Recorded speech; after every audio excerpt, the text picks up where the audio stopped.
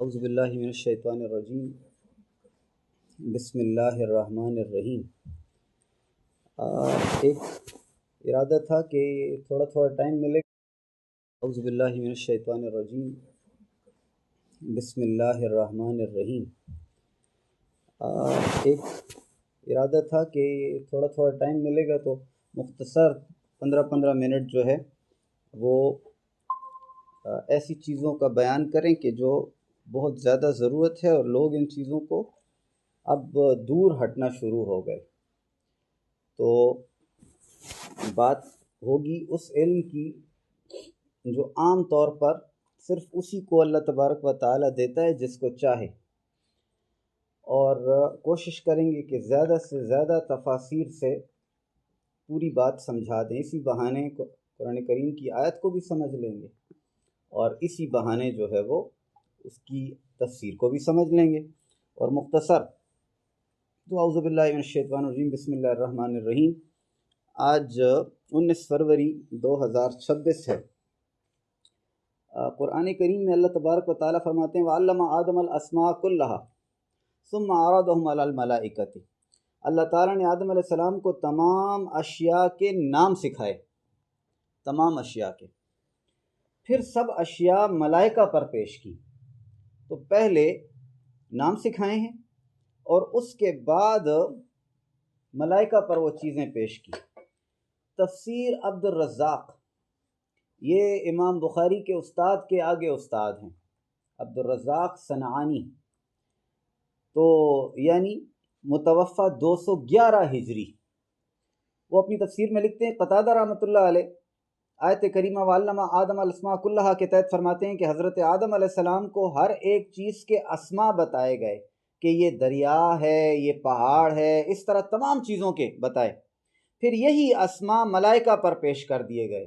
دریا دکھا کر کہا یہ کیا ہے بتاؤ، پہاڑ دکھا کر بتایا، پوچھا کیا ہے بتاؤ، اور فرمایا انبئونی باسماء ہؤلاء ان کنتم صادقین، بتاؤ ان کے نام اگر تم سچے ہو۔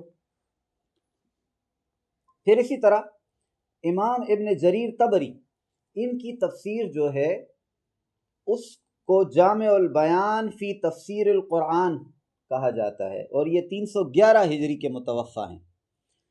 اور تمام تفسیرات میں تمام امت ہماری نبی اکرم صلی اللہ علیہ وسلم کی امت وہ اس بات پر متفق ہے کہ اس سے بہتر تفسیر نہیں لکھی گئی۔ یہ اپنے زمانے میں 30 جلدوں کی لکھی گئی تفسیر ہے، 311 ہجری میں متوفہ ہیں۔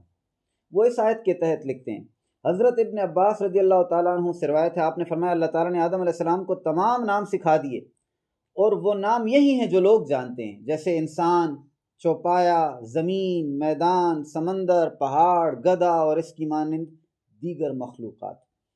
یہ جلد 1 صفحہ 170۔ پھر امام احمد مالک قرطبی، امام قرطبی کے نام سے مشہور ہے۔ یہ ابن جریر طبری کے بعد دوسری بڑی تفسیر ان کی ہے، یہ بھی 30 جلدوں میں ہے، اور یہ 668 ہجری میں متوفہ ہیں۔ وہ اسی طرح فرماتے ہیں کہ حضرت عباس رضی اللہ تعالی عنہ، حضرت اکرمہ، حضرت قتادہ، حضرت مجاہد اور ابن جبیر رحمہ اللہ کا قول نقل کرتے ہیں کہ اللہ تعالیٰ نے حضرت آدم علیہ السلام کو تمام اشیاء موجودات کے نام سکھا دیے، خواہ بڑی تھیں یا چھوٹی۔ اسی طرح تفسیر مدارک میں اسی آیت کے تحت لکھتے ہیں، آدم علیہ السلام کو تمام چیزوں کے نام بتانے کے معنی یہ ہے کہ رب تعالیٰ نے ان کو وہ تمام جنسیں دکھا دیں جس کو پیدا کیا ہے۔ ہر چیز جو اللہ نے پیدا کی تھی آدم علیہ السلام کو دکھائی ہے، اور ان کو بتا دیا کہ اس کا نام گھوڑا ہے، اس کا نام اونٹ ہے، اس کا نام فلاں۔ حضرت ابن عباس رضی اللہ تعالیٰ عنہ سے مروی ہے کہ ان کو ہر چیز کے نام سکھا دیے، یہاں تک کہ پیالی اور چلو کے بھی نام سکھا دیے۔ اس وقت تو یہ پیالی بنی نہیں تھی، لیکن ہر چیز کا نام اللہ نے سکھایا ہے۔ مطلب اس آیت کی وسعت آپ کو بتانے کی کوشش ہو رہی ہے۔ تفسیر خازن، یہ تفسیر مدارک ہے، جلد نمبر 1 صفحہ 45۔ پھر اسی طرح تفسیر خازن میں یہ بھی کہا گیا حضرت آدم علیہ السلام کو تمام فرشتوں کے نام سکھائے گئے، وہ نام بھی سکھائے ہیں آدم علیہ السلام کو، اور کہا گیا ان کی اولاد کے نام بھی سکھائے گئے، یعنی آدم علیہ السلام کی جتنی اولاد تھی سب کے نام آدم علیہ السلام کو سکھائے، اور ان کو تمام زبانیں سکھائیں بات یہ ہے کہ مختلف چیزوں کے نام مختلف زبانوں میں الگ الگ ہوتے ہیں، تو وہ بھی سکھائے۔ لباب التاویل فی معنی التنزیل المعروف تفسیر خازن جلد نمبر 1 صفحہ 42۔ پھر تفسیر کبیر امام فخر الدین رازی رحمۃ اللہ علیہ، وہ لکھتے ہیں آدم علیہ السلام کو تمام چیزوں کے اوصاف اور ان کے حالات سکھائے، اوصاف بھی بتائیں، صفتیں، کون سی چیز کیا کام کرتی ہے، خالی نام نہیں سکھائے، اور ان کے حالات کس طرح استعمال ہوتی ہے، حال کیا ہے۔ یہی مشہور ہے کہ تمام مخلوق میں سے ہر حادث کی جنس کے سارے نام، جو چیز اللہ نے پیدا کی ہے ہر چیز کا نام، جو مختلف زبانوں میں ہوں گے، جن کو آدم علیہ السلام کی اولاد آج تک بول رہی ہے، عربی، فارسی، رومی، ہر زبان کا لفظ اور نام آدم علیہ السلام کو سکھایا۔ تفسیر کبیر جلد نمبر 1 صفحہ 397۔ پھر تفسیر ابو سعود میں اسی آیت کے تحت کہا گیا آدم علیہ السلام کو گزشتہ اور آئندہ چیزوں کے نام بتائے گئے، گزشتہ چیزوں کے نام بھی بتائے، آئندہ چیزوں کے نام بھی بتائے، کہا گیا ہے کیونکہ آدم علیہ السلام سے پہلے بھی بہت ساری مخلوقات پیدا ہوئی ہیں۔ فرشتے تو آدم علیہ السلام کی خمیر کس نے اکٹھا کیا؟ فرشتوں نے اکٹھا کیا نا، تو آدم علیہ السلام سے پہلے جنات بھی تھے، وہ تو بعد میں پیدا ہوئے ہیں، تو آدم علیہ السلام سے پہلے کی ساری چیزوں کے نام بھی سکھائے، اور کہا گیا کہ اپنی ساری مخلوق کے نام بتائے، عقلی، حسی، خیالی، وہمی چیزیں بھی بتائیں، ان چیزوں کی ذات، ان کے نام، ان کے خاصے، ان کی پہچان، علم کے قواعد، ہنروں کے قانون، ان کے اوزاروں کی تفصیل اور ان کے استعمال کے طریقے کا علم بھی آدم علیہ السلام کو الہام کیا گیا۔ یہ آدم علیہ السلام کی بات ہو رہی ہے۔ تفسیر ابی سعود جلد نمبر 1 صفحہ 84۔ تفسیر روح البیان، حضرت آدم علیہ السلام کو چیزوں کے حالات سکھائے، جو کچھ اس میں دینی دنیاوی نفع آئے ہیں وہ بھی بتائے، ان کو فرشتوں کے نام، ان کی اولاد، حیوانات، جمادات کے نام بتائے، ہر چیز کا بنانا بتایا، تمام شہروں گاؤں کے نام، پرندوں درختوں کے نام، جو ہو چکا یا ہوگا ان کے نام، جو قیامت تک پیدا فرمائے گا ان کے نام، کھانے پینے کی چیزوں کے نام، جنت کی ہر نعمت، غرض یہ کہ ہر چیز کے نام بتائے۔ حدیث میں کہ آدم علیہ السلام کو 7 لاکھ زبانیں سکھائیں، اللہ جس کو جو چاہے سکھائے۔ یہ تفسیر روح البیان شیخ اسماعیل حقی جو چیف جسٹس تھے پورے سلطنت عثمانیہ کے، جلد نمبر 1 صفحہ 136۔ اب ذرا توجہ فرمائیے کہ یہ سارا کچھ بیان کرنے کا مقصد کیا؟ ان تفسیروں سے اتنا تو معلوم ہوا کہ جو کچھ تھا، جو کچھ ہوگا، اس کو کہتے ہیں ما کانا، جو کچھ تھا، وما یکون، اور جو کچھ ہوگا، سارے علوم حضرت آدم علیہ السلام کو دیے، زبانیں، چیزوں کے نفع، ضرر، بنانے کے طریقے، آلات کا استعمال سب دکھائے۔ اب نبی اکرم صلی اللہ علیہ وسلم پر آئیں،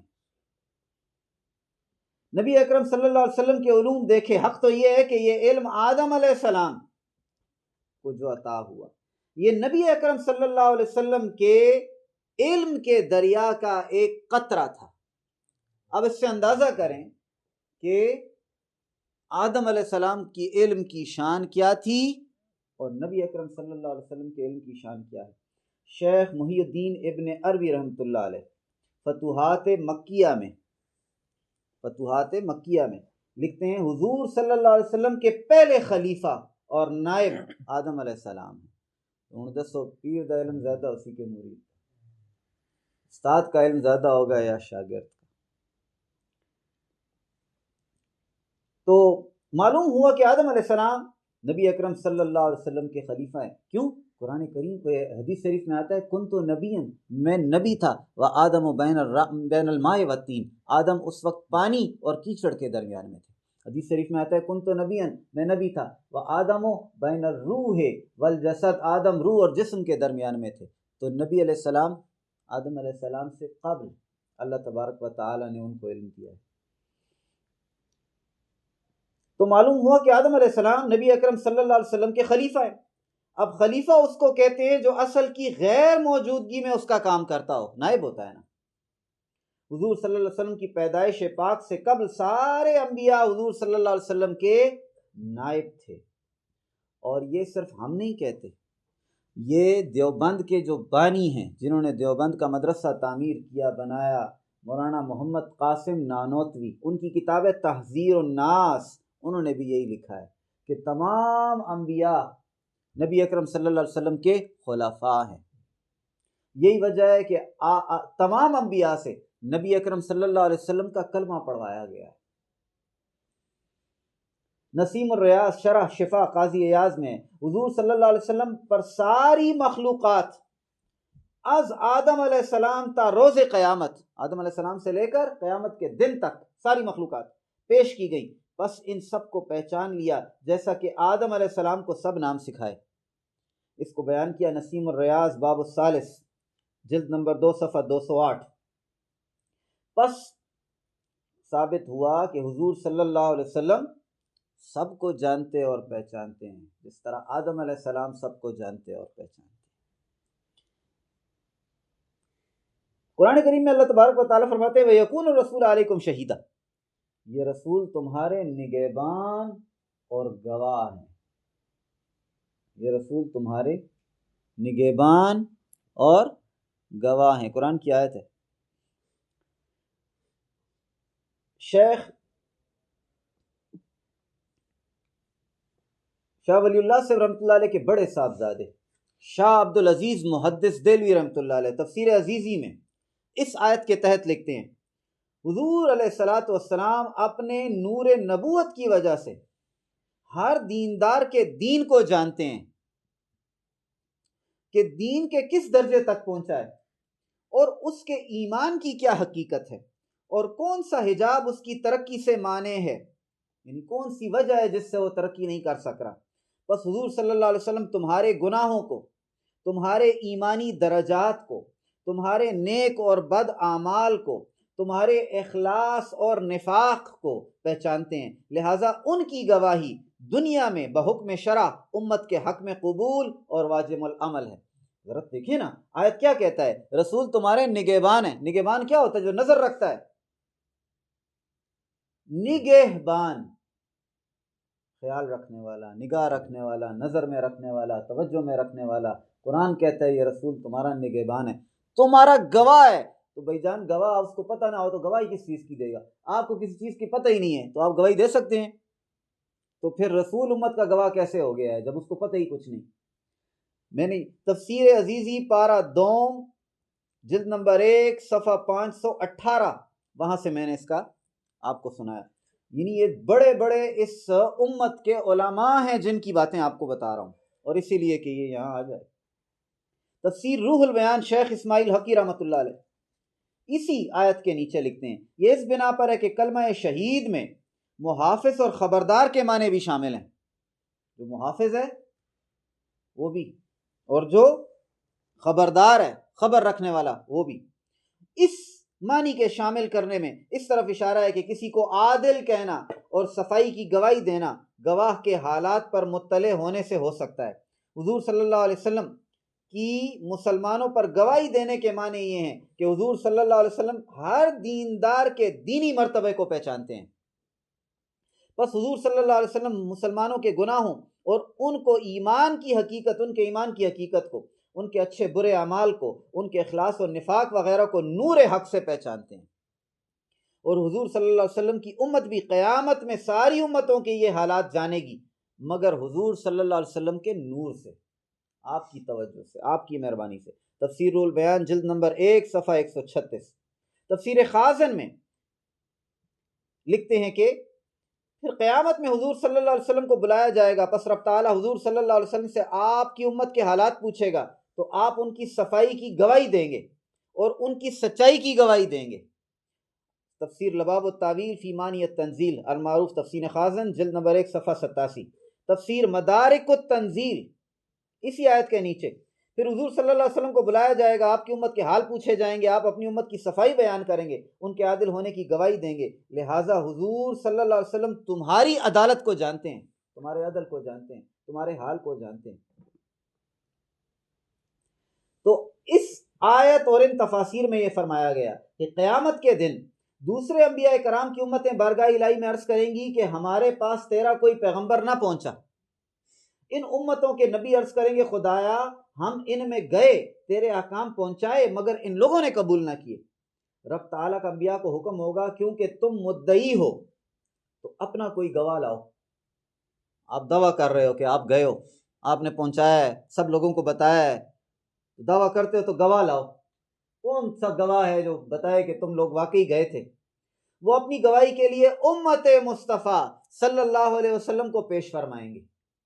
مسلمان گواہی دیں گے خدایا تیرے پیغمبر سچے ہیں، انہوں نے تیرے احکام پہنچائے تھے۔ مسلمان کیوں گواہی دیں گے؟ ہم قرآن پڑھتے ہیں اور قرآن میں ساری امتوں کے احوال ہیں۔ تو اب سب سے زیادہ سچی بات کس کی ہے؟ کسی انسان کی ہے؟ اللہ تعالیٰ کی۔ اس لیے ساری امتوں پر یہ امت گواہ اور اس امت پر نبی اکرم صلی اللہ علیہ وسلم گواہ۔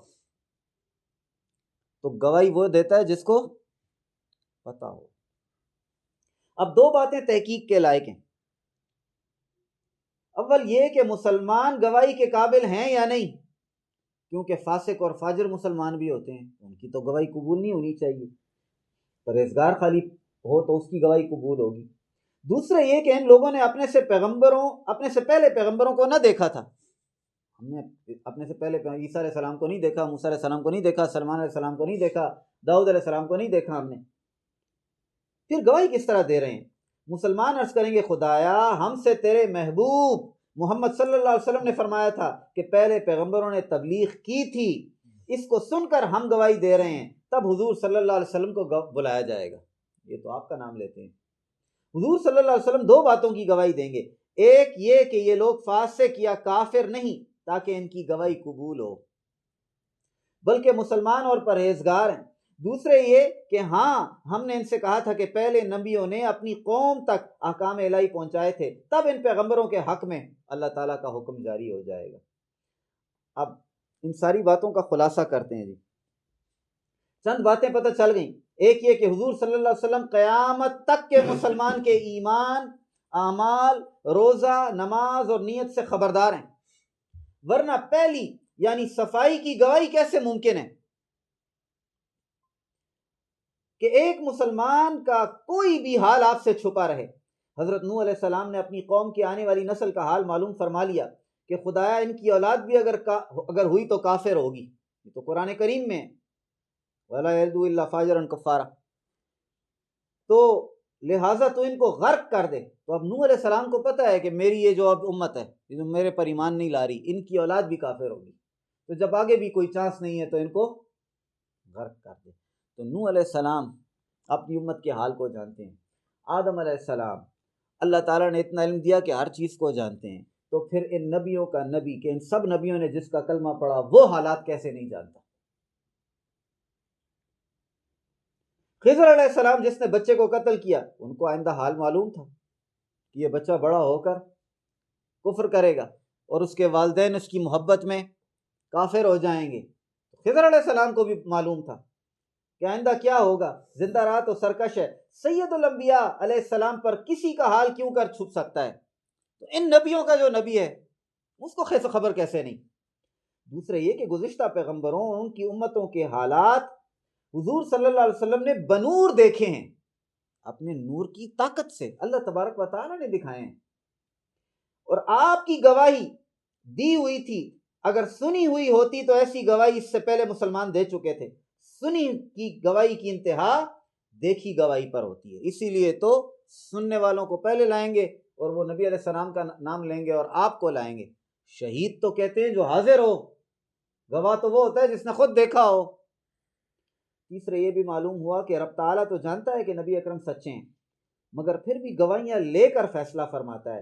اسی طرح حضور صلی اللہ علیہ وسلم مقدمات میں تحقیق فرما دیں اور گواہیاں وغیرہ لیں تو اس سے یہ لازم نہیں آتا کہ حضور کو خبر نہیں تھی۔ کوئی کہے جی نبی علیہ السلام نے گواہی کیوں لی ہے؟ جب مقدمہ آ گیا تو اس سے کیوں پوچھا ہے؟ اس سے آپ کو تو سب پتا تھا، کیوں پوچھتے تھے؟ اللہ کو پتہ نہیں تھا؟ اللہ کو پتہ نہیں تھا؟ بلکہ مقدمات کا قاعدہ یہ ہوتا ہے کہ زیادہ تحقیق کی جائے۔ بہرحال یہ مختصر سا میں نے آج تھوڑا سا بیان کیا، اس کو آگے لے کر جائیں گے قرآن کریم کی اور کچھ چھوٹی چھوٹی آیات جو اسی سینس میں ہیں، تاکہ آپ پر یہ چیز اچھی طرح متحقق ہو جائے اور آپ کو پتہ چل جائے کہ یہ بات یہ نہیں ہے کہ یہ میں کہہ رہا ہوں، یا یہ نہیں ہے کہ ہم سے کچھ 100 سال پہلے والے علماء نے کہا ہے، یہ نبی علیہ السلام کی احادیث میں بھی ہے اور شروع سے لے کر اس امت کے سارے علماء نے اس کو بیان کیا ہے، صرف اس نیت سے یہ سارا کچھ سنا ہے۔ وما علینا الا البلاغ المبین۔